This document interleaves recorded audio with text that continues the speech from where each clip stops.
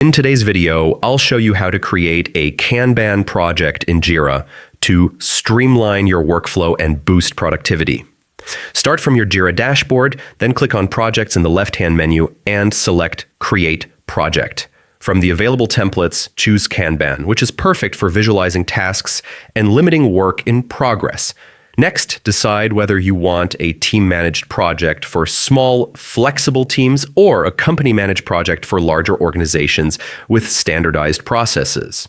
Give your project a clear descriptive name. Jira will generate the project key automatically and then set the access level, private, limited, or open, depending on how widely you want to share it.